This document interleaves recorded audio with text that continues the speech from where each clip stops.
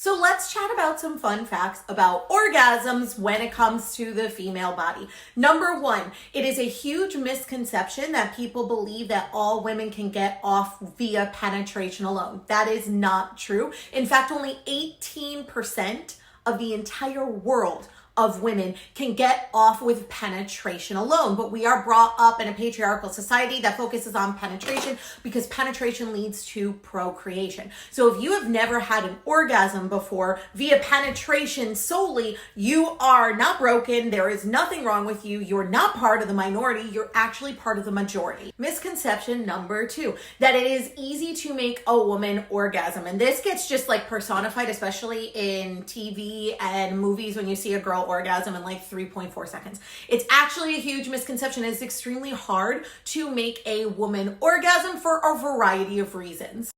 Women need a little bit more lead up time to the actual act itself. So foreplay is key in order to help your partner orgasm a bit more quickly.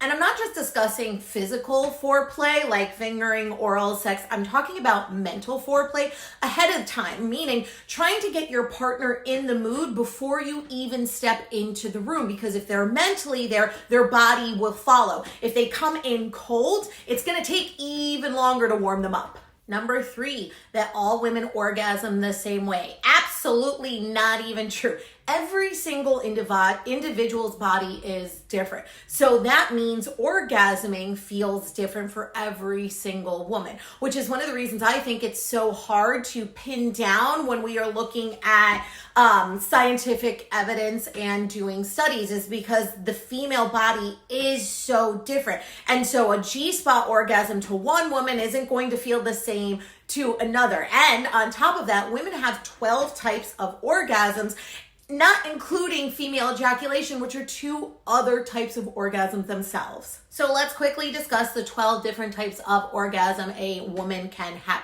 We have an oral orgasm that is through kissing. We have nipple orgasm through nipple stimulation, clitoral orgasm. Then we go into the U-spot orgasm, which is external only. We have A-spot orgasm, G-spot orgasm, and cervical orgasm, all located within the vaginal canal. You have an anal orgasm, you have a coregasm, you have blended orgasms, multiple orgasms, and sleep or mental orgasms. You also have female ejaculation, aka creaming, and female ejaculation, aka squirting. Now, if you're a woman who cannot get off via penetration alone, the worst thing in the entire world is to fake your orgasm for your partner's sake to make them feel good. Number one, another misconception I could say, is that just because women don't orgasm doesn't mean it doesn't feel good. It can still feel good, and an orgasm isn't produced. They don't go hand in hand. If you cannot get off via penetration alone, it is your job to say to your partner, hey, listen, penetration alone isn't going to work for me. I need some type of other stimulation, clitoral, anal, nipple, oral, whatever your cup of tea is. It's your job to communicate that to your partner.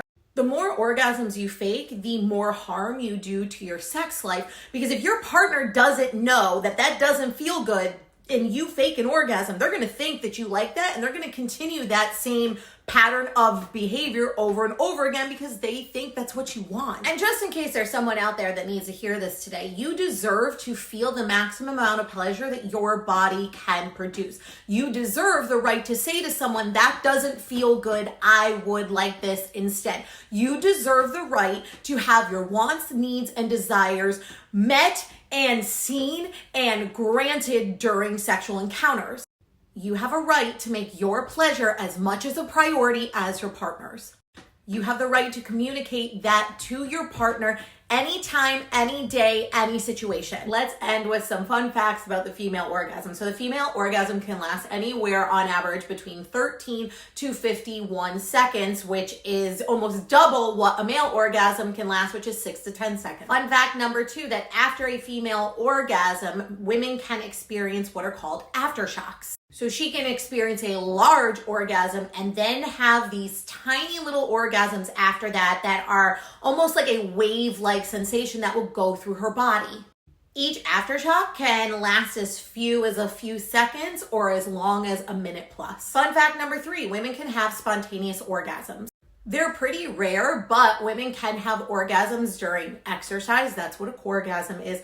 And or sleeping, which is basically the male equivalent of a wet dream, and or they can have conscious orgasms just by fantasizing. There's also breath work that people can do in order to create orgasms, but basically a spontaneous orgasm is an orgasm that happens without any direct type of physical stimulation. And number 4, the intensity of orgasms actually increases with age. Women in their 30s and 40s on average report more intense orgasms than they had in their 20s.